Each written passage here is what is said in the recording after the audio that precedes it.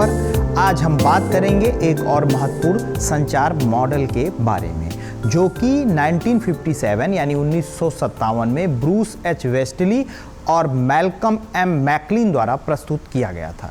इस मॉडल ने जनसंचार के क्षेत्र में एक नई दिशा दिखाई और संचार की प्रक्रिया को समझने में मदद की। तो चलिए इस मॉडल को विस्तार से समझते हैं। ब्रूस एच वेस्टली और मैल्कम एस मैकलिन का मॉडल 1957। तो वेस्टली और मैकलिन का यह मॉडल न्यूकॉम मॉडल का विस्तृत रूप है, लेकिन इसमें एक बात ध्यान देना है कि आप जो मेरे पीछे फिगर चल रहा है उसको देखते हुए इस मॉडल को समझने की कोशिश करिएगा।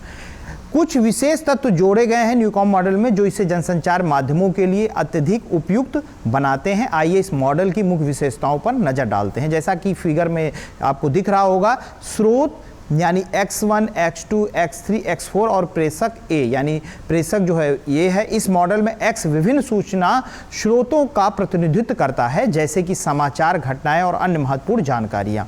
A प्रेषक है जो इन स्रोतों से प्राप्त सूचनाओं को एकत्र करता है और उन्हें अपने दृष्टिकोण और परिकल्पनाओं के आधार पर आगे बढ़ाता है। गेटकीपर C है। C गेटकीपर की भूमिका निभाता है। गेटकीपर यह तय करता है कि कौन सी जानकारी संदेश में शामिल होनी चाहिए और किस रूप में इसे भेजा जाना चाहिए। यह प्रक्रिया महत्वपूर्ण है क्योंकि जनसंचार माध्यमों में यह भूमिका संपादक, रिपोर्टर या अन्य मीडिया पेशेवर निभाते हैं।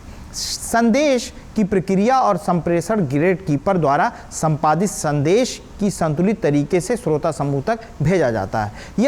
यह सुनिश्चित किया जाता है कि संदेश श्रोताओं तक पहुंचने से पहले सही रूप में हो और उसमें कोई असंतुलन न हो। श्रोता बी है जिसे अंत में संपादित रिपोर्ट के रूप में सूचना प्राप्त होती है। हालांकि यह आवश्यक नहीं है कि यह सूचना पूरी तरह से सही हो क्योंकि गेटकीपर ने इसे संपादित किया है। श्रोता जो कि जानकारी प्राप्त करता है वह गेटकीपर के निर्णयों पर निर्भर होती है। तो दोस्तों, यह था वेस्टली और मैकलिन का मॉडल। इस मॉडल में हमें यह समझने को मिलता है कि जनसंचार के संदेश कैसे विभिन्न स्रोतों से प्राप्त होते हैं, कैसे उन्हें संपादित किया जाता है और फिर श्रोताओं तक पहुंचाया जाता है।